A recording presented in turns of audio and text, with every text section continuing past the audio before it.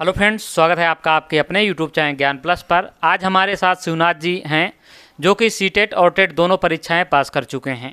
आज हम इनसे जानेंगे इन्होंने परीक्षा के लिए क्या पढ़ा था और कैसे तैयारी की थी, जिससे जो सीटेट की परीक्षा चल रही है और आने वाली टेट की परीक्षा में आप सभी का मार्गदर्शन प्राप्त किया जा सकेगा इनके द्वारा। तो चलिए हम शुरुआत करते हैं, इनके बारे में थोड़ा सा जानते हैं, उसके बाद हम आपकी परीक्षाओं के बारे में बात करेंगे। हेलो शिव जी। जी बहुत बहुत धन्यवाद। अपने बारे में थोड़ा सा कुछ बताइए। जी देखिए, मेरा नाम शिवनाथ है। मैं 2021 में सीटेट क्वालिफाई किया था। मेरा यूपी टेट भी निकला है। जूनियर भी मैं क्वालिफाई हूँ।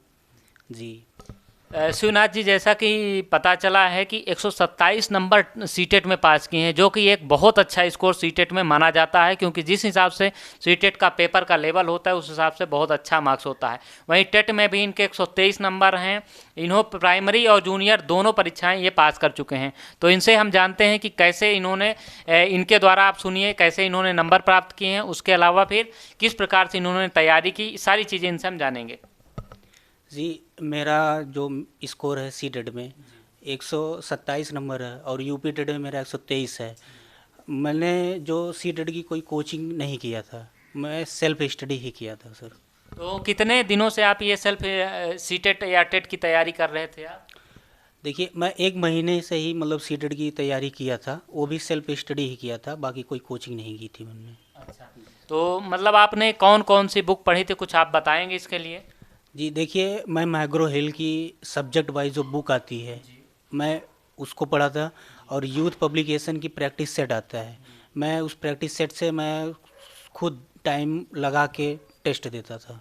जी तो इसके अलावा आप ये बताइए कि आप जो तैयारी प्रैक्टिस आपने कितने टेस्ट दिए होंगे, लगभग मॉक टेस्ट देते थे या फिर आप जो बुक्स में जो प्रीवियस ईयर के पेपर होते हैं उनको आप लगाते नहीं नहीं, मैं प्रीवियस पेपर ही लगाता था। थे? मॉक टेस्ट आपने नहीं दिए? टेस्ट नहीं देता था। तो इसके लिए प्रीवियस ईयर पेपर के लिए कौन सी आपने बुक देखी थी? प्रीवियस ईयर के लिए मैं यूथ पब्लिकेशन ही लिया था, बाकी और कोई बुक नहीं लिया था। और पढ़ने के लिए मैं मैग्रो हिल की जो बुक आती है सब्जेक्ट वाइज, मैं उन्हीं से पढ़ा था और कोई बुक नहीं लिया था। अच्छा। तो देखा शिव जी ने जैसा कि बताया आपने कि इन्होंने खुद से तैयारी की है, उसके अलावा देखते हैं कि क्या 127 नंबर एक अभ्यर्थी कैसे पा सकता है आसानी से। शिव जी से इसकी प्रेरणा के स्रोत आप सभी के लिए बने हैं, तो इनसे बात करते हैं कि कैसे 127 नंबर इन्होंने पाया है, किस सेक्शन इनका मजबूत था, किस में ज़्यादा इनको टाइम देना पड़ा, किस सेक्शन में कम टाइम देना। तो सबसे ज़्यादा आपका कौन सा सब्जेक्ट स्ट्रॉन्ग था? मेरा सबसे ज़्यादा स्ट्रांग हिंदी था। 30 में मेरा 29 नंबर हिंदी में आया है। देखिए, 30 में 29 नंबर बहुत अच्छा स्कोर माना जाता है सीटेट में, खासकर हिंदी जैसे विषय में, जहाँ पे आपको सब्जेक्ट को बेसिक समझ होनी चाहिए हिंदी जैसे विषयों में। तो इन्होंने अच्छा स्कोर किया। आपका ऑप्शनल सब्जेक्ट कौन सा था? मेरा ऑप्शनल सब्जेक्ट संस्कृत था। संस्कृत। इंग्लिश आपने नहीं लिया, इसका कोई कारण? इंग्लिश जैसे मेरा वीक पॉइंट भी है इंग्लिश। अच्छा। जी, संस्कृत में बहुत हद तक मैं कर भी सकता था, किया भी है, ऐसी बात नहीं है। तो संस्कृत इन्होंने लिया तो ऑप्शनल सब्जेक्ट, लेकिन देखिए आप क्या अभ्यर्थियों को क्या सजेस्ट करना चाहेंगे कि वो संस्कृत रख सकते हैं, या फिर आप यही कहेंगे कि आप इंग्लिश रखिए या संस्कृत, दोनों में से कौन सा बेहतर होगा? नहीं देखिए, ये स्टूडेंट के ऊपर डिपेंड करता है कि उनका किस सब्जेक्ट में कितना मतलब पकड़ है। जैसे मेरी पकड़ संस्कृत में है, तो मैं संस्कृत में अपना अच्छा स्कोर कर लिया। जी अ, अच्छा, ये बताइए कि अभ्यर्थी अधिक नंबर किस प्रकार से पा सकते हैं परीक्षा में? देखिए, जैसे ये होता है कि आप सबसे पहले पैडागॉजी देखिए। पैडागॉजी देखिए तो पैडागॉजी में ये होता है कि आप पैडागॉजी को पढ़ के प्रेजेंट ऑफ माइंड के हिसाब से आप कर सकते हैं पैडागॉजी। आप इसके बाद फिर सब्जेक्ट को देखिए, किस सब्जेक्ट में किसका पैडागॉजी कैसा है, उस हिसाब से आप करिए, कर लीजिए। इसमें देखिए सीटेट में कहा जाता है कि रटने वाली चीज़ें नहीं होती हैं ज़्यादा, लेकिन टेट में इसके विपरीत है, रटने वाली चीज़ें ज़्यादा होती हैं। तो दोनों आप कैसे मैनेज किए हैं, ये आप बताइए। देखिए, ये सही कह रहे हैं आप। जो सीटेट है, सीटेट जो है रट के आप नहीं क्वालिफाई कर सकते, उसको आप समझ सकते हैं। और यूपी टेट में क्या है कि आपको टू द फैक्ट याद करना पड़ता है, उसमें टू द पॉइंट पूछा जाता है। और सीटेट में क्या है कि आपको समझ होना चाहिए, आपको बच्चों को ध्यान में रखना चाहिए, ऑप्शन को ध्यान से देखना चाहिए। कभी कभी होता है कि ऑप्शन में हम लोग कंफ्यूज हो जाते हैं कि कौन सा सही है कौन सा गलत होता है। सीटेट में ऑप्शन काफ़ी लंबे होते हैं, तो हम लोग समझ नहीं पाते हैं कौन सा सही होता है कौन सा गलत होता है। आप देखिए पहले क्या होता था, सीटेट जो है ऑफलाइन मोड में परीक्षा होती थी। अब क्या होने लगा कि अब ऑनलाइन मोड में होने लगी है। तो हम इनसे पूछें क्या ऑनलाइन या ऑफलाइन में क्या अंतर हो सकता है, इनके बारे में उसके बारे में हम कुछ समझेंगे। देखिए सर, जैसा हमने इस बार ऑनलाइन नहीं दिया है क्योंकि हम क्वालिफाई थे तो नहीं डाले थे। और ऑनलाइन में ये दिक्कतें हो सकती हैं कि जैसे जो क्वेश्चन होते हैं सीटेट के काफ़ी लंबे लंबे होते हैं, पैसेज जो होता है लंबा होता है, तो वो बच्चों में ऑप्शन देखने में प्रॉब्लम होती होगी कि जितना लंबा क्वेश्चन होता है उतना लंबा ऑप्शन भी होता है, तो पढ़ने में प्रॉब्लम हो सकती है। अदरवाइज़ अच्छा भी हो सकता है। तो इनका सीटेट और टेट में लगभग बराबर नंबर है, 127 और 123, तो दोनों में तैयारी में अंतर है। तो सामंजस्य कैसे बैठाएं? क्या सीटेट के लिए बारे में जानते हैं कि सीटेट के लिए क्या इन्होंने कुछ उसके अलावा जो टेट सीटेट में पढ़ी थी, क्या टेट में कुछ अलग बुक्स टेट के लिए पढ़ी थी या वही पुस्तकें पढ़ी थी आपने?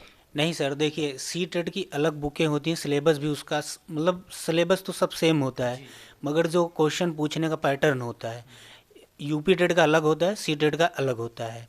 इसमें क्या होता है, यूपी टेट में फैक्ट सब रहते हैं, और सी टेट में क्या होता है कि ये क्वेश्चन काफ़ी लेंदी टाइप में बनाए जाते हैं कि आप पढ़ते रहिए, उसी में फंसते रहिए।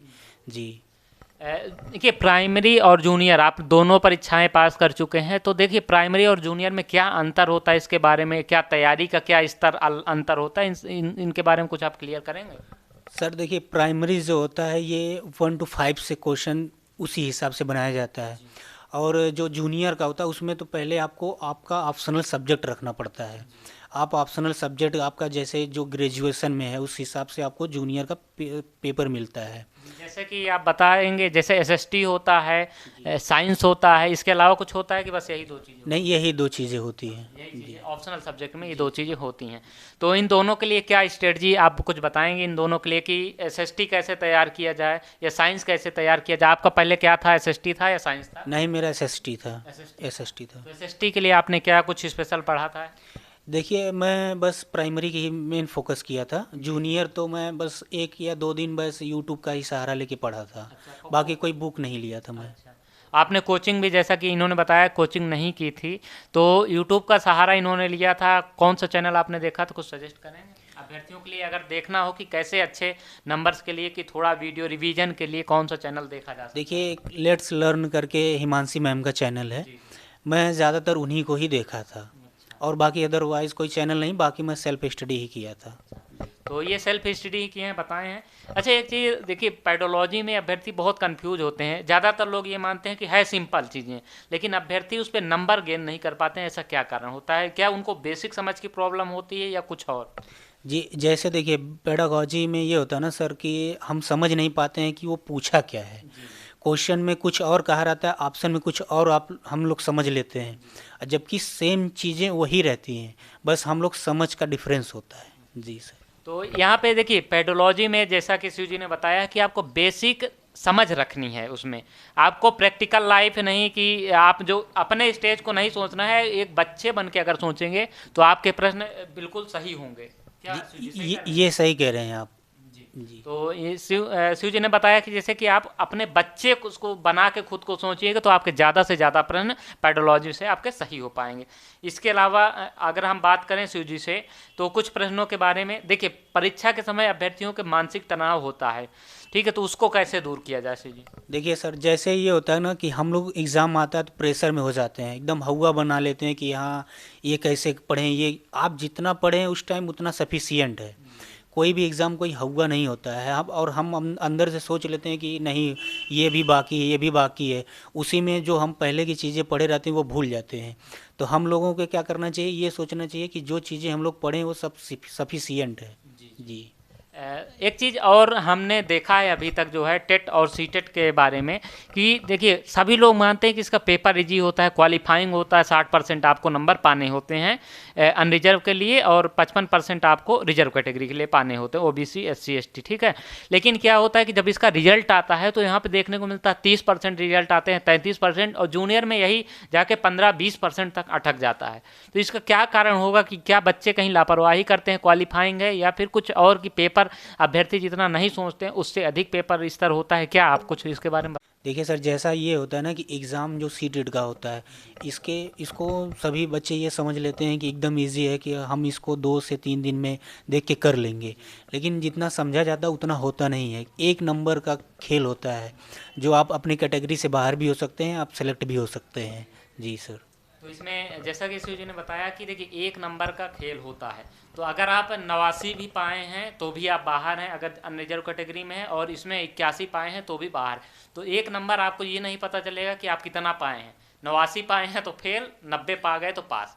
तो ये कहानी होती, इसलिए लड़के थोड़ा सा हल्के में ले लेते हैं। तो आपको कोशिश करना है कि 2 से 3 बार रिवीजन करके जाएं। जी जी जी। चीज़ों को जो भी आप पढ़े हैं, पहले से नोट्स बनाए हैं या यूट्यूब के सहारा लिए हैं, तो उसको क्या करना चाहिए कि एग्ज़ाम के टाइम एक से या 2 से 3 बार रिवीजन देख लेना चाहिए था आप लोगों को। रिवीजन कर लेंगे तो आपको जो चीज़ें कठिन लग रही हैं वो पेपर में आप कर पाएंगे।